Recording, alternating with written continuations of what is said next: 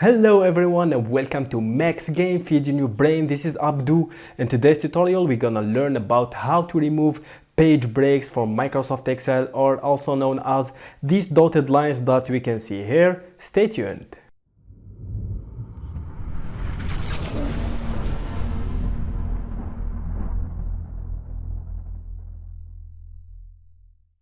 Welcome back. In order to remove page breaks, we're gonna go to File here and then go down to Options.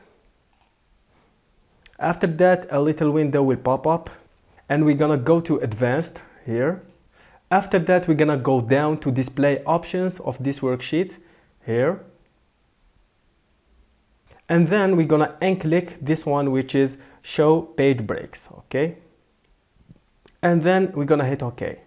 And as you can see now, all page breaks were removed from this file. If you find this video useful, please like it and subscribe to Max Gain channel. You can also check my full Udemy courses down in the description below. And always remember to keep learning. See you soon.